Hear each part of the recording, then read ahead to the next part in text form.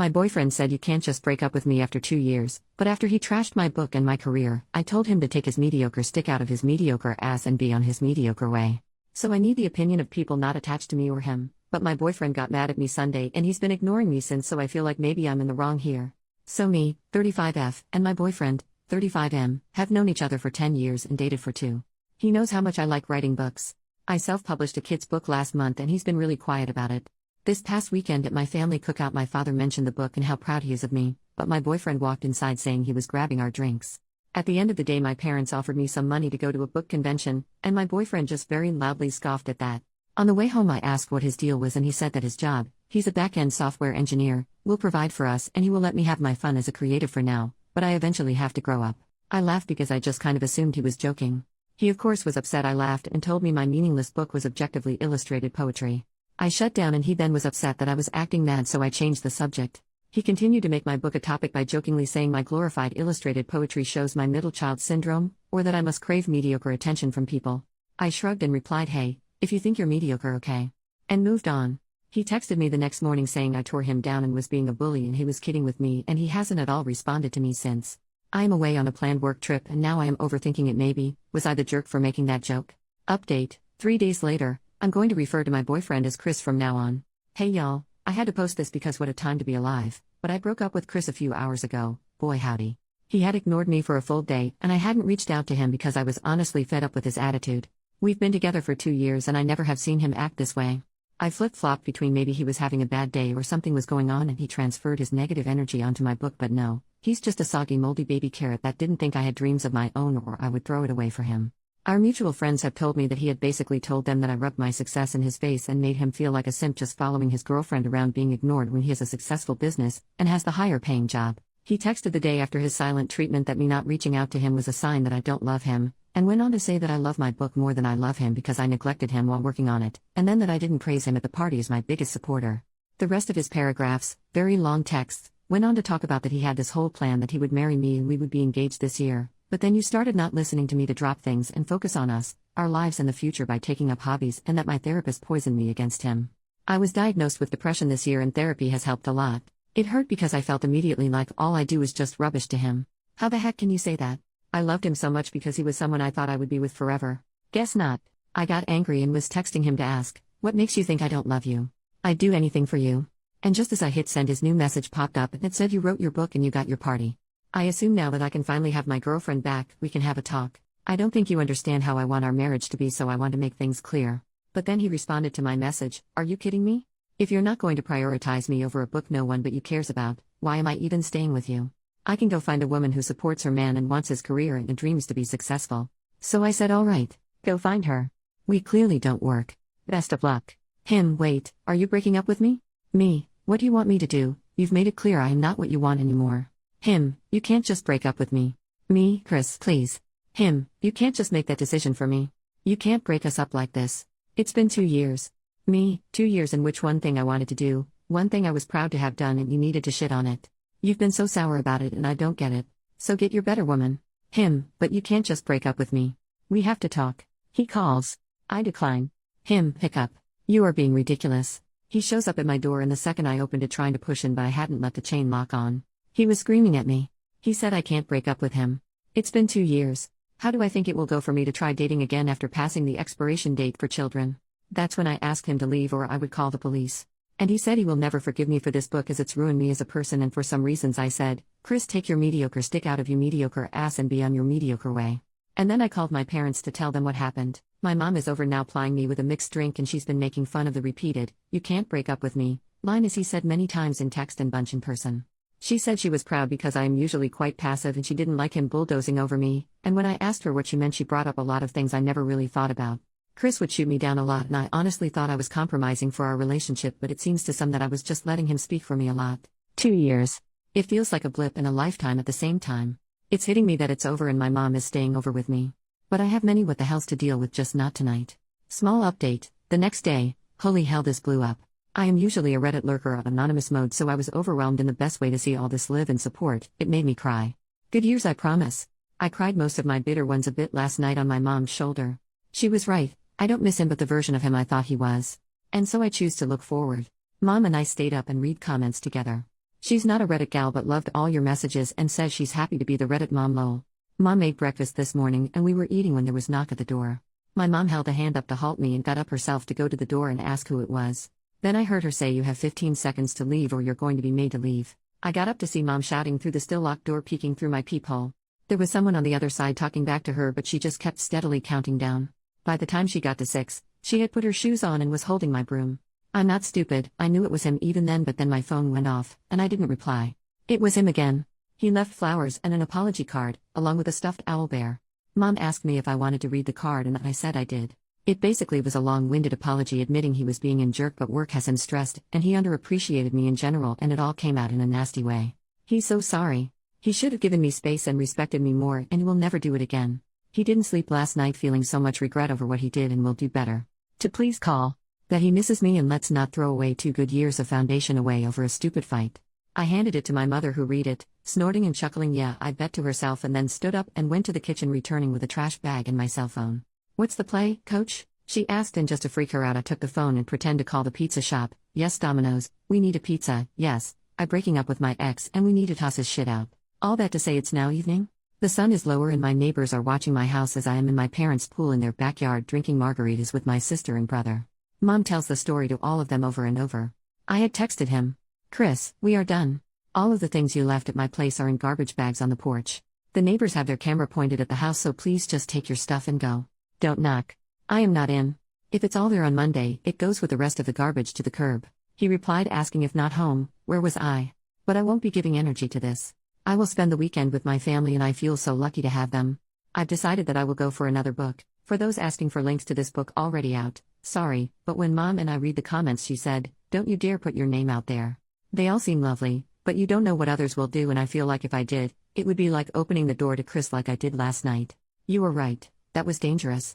But if you are looking to do something nice, I would be absolutely overjoyed if you did one or both of 2 things. 1, love yourself and truly know you deserve love and nothing less and 2, buy books from a locally owned bookstore or buy art from the artist or commission an art piece etc. The art world is wonderful but also a struggle and many aren't as lucky as I am to have a strong support system. So support yourself and your local artist. Thank you all. Another edit. Sorry there were a lot of same questions in the comments. 1. Yes, we were an interracial couple. I am Black, Indigenous, and Middle Eastern. And he is Irish and French decent. 2. No, I do not want children. The moment I am eligible I will be getting that baby store shut down medically. I would adopt possibly someday but I would not and should not be pregnant. 3. Chris and I were friends before we started dating so I thought I knew him and his family well. 4. Mom has always been cordial with him even if she didn't care for him. She did the whole mama thing of hugging him, feeding him etc. 5. Yes Mom will adopt you, she says she sends her heart to you and every hug you deserve and more. 6. Dad didn't come over because and I quote, you wouldn't have wanted me in a space that boy would also be in given what happened so he stayed the course of his trip he was on. 7. I intend to be an author whether it be full-time or part-time. Oddly enough my book sales are skyrocketing a lot online. Second update, 2.5 months later, hiya. Forgot about my post entirely then my friend group chat blew up the other day that my post was read on TikTok and I was like man I forgot to update that. A couple months ago I posted about my ex Chris. It's a bit of a trip to Mordor to explain so you're free to read the old posts but essentially I broke up with him because when I achieved a childhood dream of publishing a book for kids, instead of being a supportive partner he chose option B, being a butthurt needleless porcupine. Ineffective sure, but damn sure he's not. Anyway I posted about 2 or so months ago. To answer a couple questions about it all, yes I published using a popular site, no I can't share the title without outing my real name, and yes I did promote it at local conventions. You guys my book sold a bunch. Like last month I made $500 and this past month I made $700 bunch. Like local booksellers have started selling it and I was featured on a couple websites, TikToks and the like bunch. I will be a speaker at a local to my country book event bunch. A bunch. I have been over the ever-loving freaking moon about it. But of course while all this was happening, my breakup with Chris was also happening. My brother Kate and my sister Lena were up with me at our parents' for the weekend and we ended up making a week of it. Lena is in school and her classes were virtual that week for some reason. She explained it twice but one time I was drunk and the other high so I don't remember, and Kate works for himself and had his laptop, and I had the week off anyway anticipating the breakup to suck raw eggs so my poor empty nest parents had all 3 of their rowdy, loud, rambunctious, crazy, and oftentimes chaotic grown-ass children in their home. I say that laughing a bit because to be honest they freaking loved it. Dad was beaming every single day. He would come into the guest rooms with coffee in the mornings to wake us up because he cooked breakfast every freaking day. And my mom would sit with us at night drinking and laughing. We played all my childhood games like Sorry and Monopoly, and we taught our parents some new ones like One Night Ultimate Werewolf, Sushi Go, and Exploding Kittens.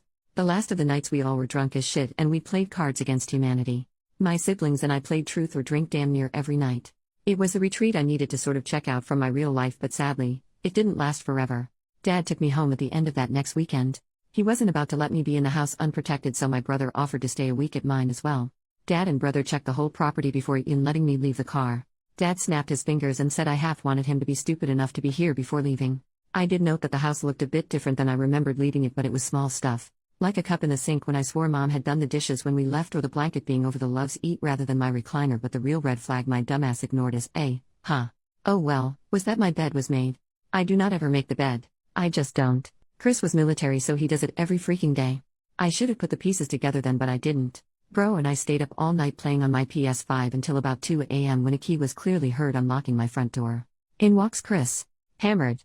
And I mean hammered. Like so drunk it's a freaking miracle he didn't crash when he drove. Yes, drove over here. He saw me and just slurred something about finally I came home and he had been waiting. He didn't make a lot of sense, to be honest, and Cade was quick about starting to handle things. He told me to call Dad, which I did, then started to talk to Chris. Hey dude, you need to leave sort of stuff, and Chris was belligerent. Dad's phone went to voicemail, so I texted the family group chat that Chris was here, drunk, and then I started to video. Chris, when he gets this drunk, gets to be a lot and then will simply not remember a damn thing and deny ever doing anything, so this was a go-to for me. Cade is telling him to leave. Chris full-handed pushes Cade in the chest, telling him this is between me and him, and Cade is the one who needs to leave. Cade then says OP wants you out. So get out. To which my ex laughs and says screw what she wants. I don't care. Screw her. She's a BTCH. I then tell him I am calling the police and begin to do so, and this man swings on my brother. Cade was in the Marines. You wouldn't know by looking at him. He's about as lanky as they come. His military nickname is even Beansprout, but he is a solid fighter. He did boxing and kickboxing. So he moved out the way quickly.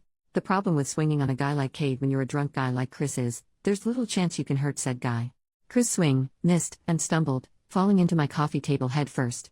I ran to help him because it looked like a bad fall, and I may not love him anymore, but I don't hate anyone enough not to simply care if they are hurt or hurting. He was fine enough to grab my hair and yank me down. The rest is sort of a blurry recollection of what I was told happened mashup. So I go down. He yanked my hair hard enough for the fall to hurt a lot. Whether he did that maliciously or oh crap I am falling grab something is debatable, but I registered that I was now physically in danger. Being the first daughter born to a Marine and retired soldier of the Army and having an older brother in the Marines, bet your ass I learned self-defense. I'm not athletic by any means and honestly look laughable in a fight, but BTCH can swing. So I punched. I miss his stomach and hit the tender bits. He's screaming and calling me every word he can, and the N-word flies out his mouth even at one point, but he is down and too drunk to recover and get up. My mom arrives before the police. Look, my mom is the best and the sweetest, but in that moment she had murder on the mind, and it really showed. She came in and saw what happened. He kissed my brother on the forehead and said good job, but Kate said it was my blow that took him down, and then Mom hugged me and kissed my forehead. She asked us both if we are okay, and we were. She then asked if Chris was okay, and we explained. She checked him to make sure he was breathing and didn't need immediate help, but he was out like a light. The cops came and took him into custody, but then turned around and asked me if I was abusive towards him. Do you often punch him, hit him, or hurt him? And did you start the altercation? And things like that. You guys, I am not here trying to offend anyone who actually goes through DV, but it was a relentless torrent of questions as if I was the aggressor. I was questioned separate from Mom and Cade, and I myself am not a very forceful person. I have to admit, I was flustered. I said something like I punched him because he pulled my hair, and they turned it on me like, so you assaulted him for touching you. It was like that. It's all over, and they take him only to release him that next evening. How do I know? Because he called me from jail to ask I pick him up. His parents are out of town, so he begged and begged. I was dumbfounded because hey, there's a legal issue here now because you attacked me. He said he doesn't even remember. There are 0 charges against him. That's right, 0. Dad was furious. Mom took us back up to theirs to be safe, and he called the police about this. He was arrested for a drunken disorderly or something, but that's been dropped. Dad asked, and assaulting a petite young woman? And they said they have no record or me saying I was pressing charges. So my dad handed me the phone and we pressed charges. Assault. Trespassing. Assault on brother. And they said I had to come in. So we did. The whole process was soul-sucking, and the intake officer kept making it seem like we were just the most Karen of Karens to ever Karen. The way I had to explain myself over and over was dehumanizing. I hated every second. Dad took us to dinner after with Mom and sister, and they all asked if I was okay, and I expressed how I felt. Dad was quiet and then said, unfortunately it's like that, and as a young woman of color, I will face it a lot. Chris's family isn't rich. They are well off though, and they also have many members in law enforcement. But Dad told me not to worry. He already hired someone to handle this BS. He gave me the option of either moving in with them temporarily or him, mom, and bro taking turns staying with me at my house. I chose the easier path and packed the essentials and have been up at my parents'. I am writing this on my phone with the family dog, Spock, at my feet. I love my family, but staying with them is smothering.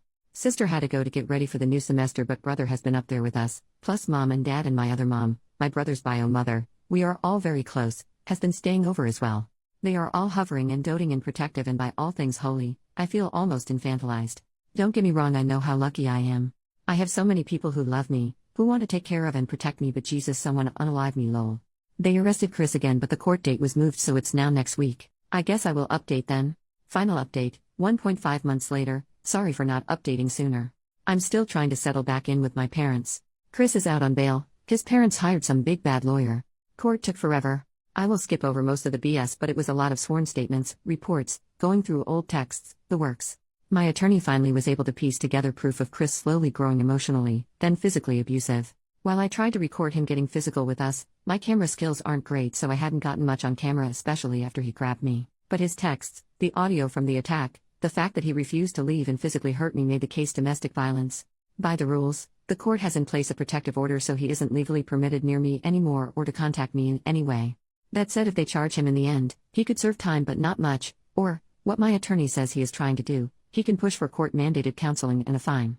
I've been going to counseling too at the insistence of my granddad, who is paying for it. There is talk about me possibly suffering from anxiety. Nothing has been diagnosed, but just the thought that he caused my brain salad to be tossed just makes me mad. Dad is helping me get the house prepped to rent out for now, and I can focus on being around the family. Mom is excited to have me around for the holidays, as I do enjoy cooking and helping with hosting. So I guess that's it. I don't think I will make a whole post when Chris gets whatever outcome the court decides. I may just add it here.